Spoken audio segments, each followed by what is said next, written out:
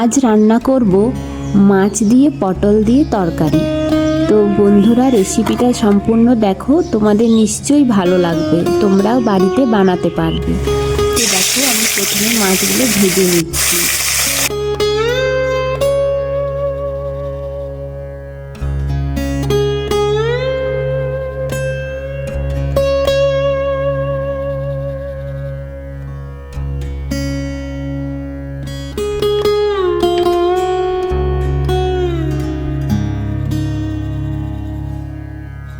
পটলগুলো ধুয়ে রেখেছি জল দিয়ে। এবার পটলগুলো ভেজে নেব। একটু হলুদ দিলাম আর একটু 1 চামচ নুন দিলাম। এবার আমি পটলগুলো ভালোভাবে ভেজে নিচ্ছি।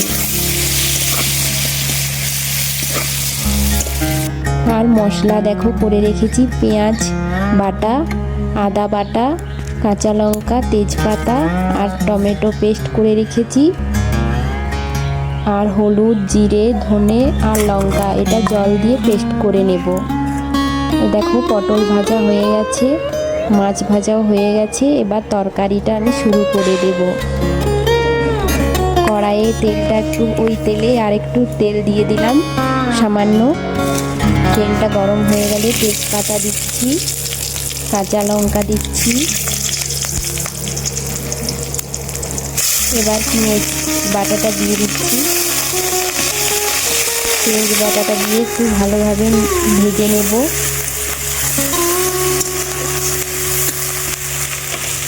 তারপর দিয়ে দেব আদা বাটা। আমি মাছ রান্না করছি, আমি মাছ রান্নাতে রসুন ব্যবহার করি না, কারণ মাছে রসুন খেতে নেই। অনেকেই হয়তো জানো আর অনেকেই জানো না, তবে যারা জানো না একটু জেনে রাখো, মাছের সঙ্গে রসুন খেতে নেই। এবার দিয়ে দিলাম টমেটো পেস্ট। এখন এটা আমি ভালোভাবে কষিয়ে নেব।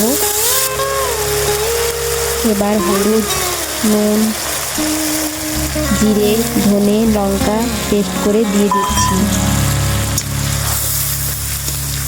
মশলাটা ভালোভাবে কষিয়ে নেব। তো দেখো বন্ধুরা, কালারটা খুব সুন্দর হয়েছে। একটু কাশ্মীরি লঙ্কা দিয়েছি যাতে কালারটা ভালো হয়। আমাদের বাড়িতে বাচ্চারা সবাই খায়, তো ওই জন্য আমরা বেশি ঝাল খাই না। 2টো কাঁচা লঙ্কা দিয়েছি আর একটু কাশ্মীরি লঙ্কা দিয়েছি। আর আমি লবণটা দিয়ে দিলাম, স্বাদ মতো লবণটা তোমরা দিয়ে দেবে। মশলাটা কষানো হয়ে গেলে পটল ভাজাটা দিয়ে দিলাম। এবার আমি পটল দিয়ে মশলাটা ভালোভাবে আবার একবার কষিয়ে নেব।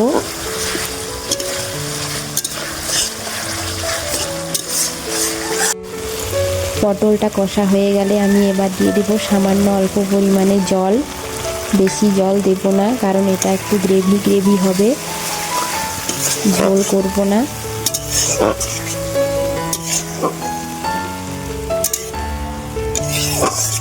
তো এবার আমি এটা ফুটতে দেব কিছুক্ষণের জন্য।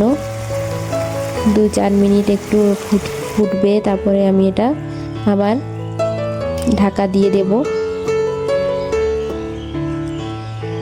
তো 2-4 মিনিট হয়ে গেছে, আমি এখন ঢাকাটা খুললাম। তো পটলটা ভালোভাবে সিদ্ধ হয়ে গেছে, কারণ পটলটা আমি প্রথমেই ভেজে নিয়েছিলাম, তাই বেশি সিদ্ধ হতে টাইম লাগেনি।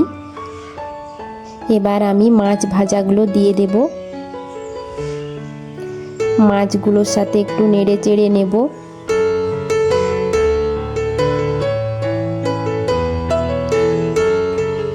তো এই খাবারটা খুবই টেস্টি হয়, তরকারিটা তোমরাও বাড়িতে বানিয়ে দেখতে পারো।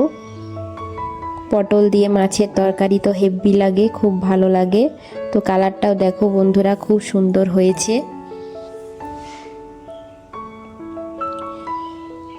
তো এবার আমি তরকারিটা নামিয়ে নেব, হয়ে গেছে। দেখো বন্ধুরা, খুব সুন্দর মাখা মাখা তরকারিটা হয়েছে। আর তোমরা যদি চাও যে ঝোল করবে, তাহলে বেশি করে জল দিয়ে এটা করতে পারো একই পদ্ধতিতে।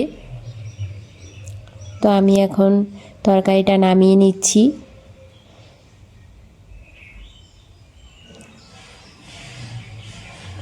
তো দেখো, খুব সুন্দর হয়েছে। আমরা কাঠের উনুনে রান্না করি কারণ খাবারের টেস্ট খুব সুন্দর হয় কাঠের উনুনে।